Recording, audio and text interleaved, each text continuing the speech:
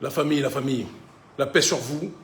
Je vous refais rapidement le direct, puisqu'on m'a fait comprendre, on m'a dit, mes équipes m'ont dit que le son n'était pas du tout bon. À l'endroit où on était, il y avait beaucoup trop de bruit, ce qui faisait que c'était inaudible. Donc on va faire beaucoup plus court, d'accord, beaucoup plus synthétique, et avec, je l'espère, un meilleur son.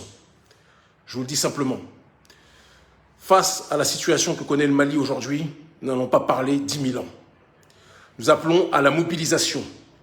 Le 22 janvier, mobilisation internationale dans différents pays d'Afrique francophone, mais aussi au sein de la diaspora pour ceux qui le pourront, face aux ambassades du Mali. Apportons notre soutien aux autorités maliennes qui payent le prix non pas de la durée de leur mandat, mais qui payent le prix de leur volonté de changer de partenaire géopolitique.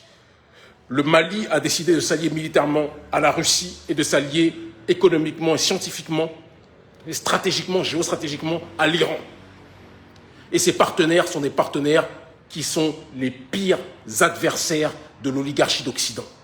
Et pour cette seule et unique raison, la communauté économique des États d'Afrique de l'Ouest a décidé de sanctionner le Mali en disant que les coups d'État ne sont pas acceptables.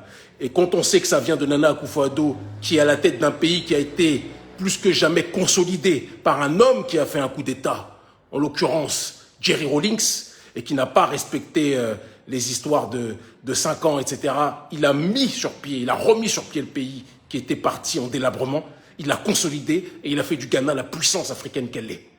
Mais ça, Nana Akufo-Addo l'oublie.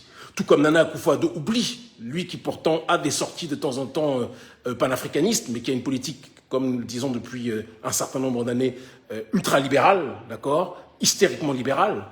Nana Akufo-Addo oublie aussi que Muammar al-Kadhafi n'a pas eu besoin d'attendre 5 ans, d'accord, ou de se limiter à 5 ans, pour être plus précis, pour faire en sorte que la Libye soit un grand pays. Il existe des périodes de l'histoire où nous n'avons pas à être dans les histoires de démocratie à l'occidentale. Ce qui compte, c'est la jonction des forces entre la souveraineté africaine issue de la société civile et une volonté patriotique issue de la dynamique des militaires. Et quand ces deux forces s'allient, on va dans une direction d'élévation. Alors nous le disons de manière simple et concrète, il y aura une mobilisation ce vendredi à Bamako, d'accord. Les Maliens sortent dans la rue à l'appel du mouvement Yerewolo et nous appelons au soutien de ces derniers.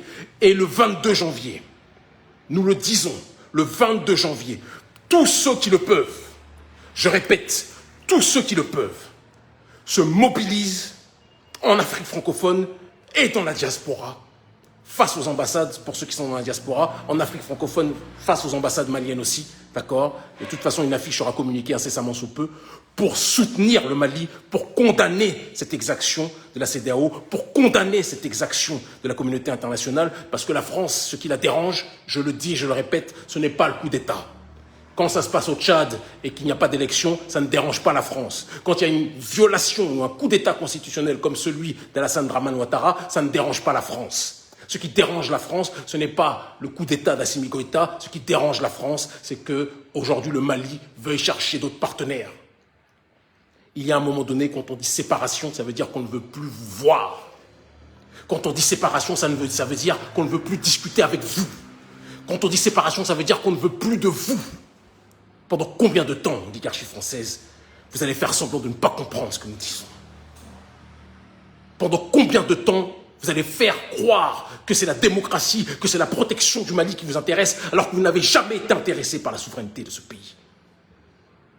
Vous avez colonisé hier, vous néocolonisez aujourd'hui, vous dépouillez, vous pillez, et vous avez l'arrogance et le culot de vous présenter comme les protecteurs de notre dignité. Nous ne voulons pas de votre aide. Parce qu'avec des amis comme vous, nous n'avons pas besoin d'ennemis. Jeunesse africaine, 22 janvier, mobilisation internationale pour soutenir le Mali. Ne laissons pas le Mali comme nous avons laissé Kadhafi. Ne laissons pas le Mali comme nous avons laissé Kadhafi. Parce que notre peuple aime trop pleurer les entités mortes, mais les combattre de leurs vivants. Arrêtons ça. L'Afrique libre ou la mort, nous vaincrons. Ils finiront par comprendre.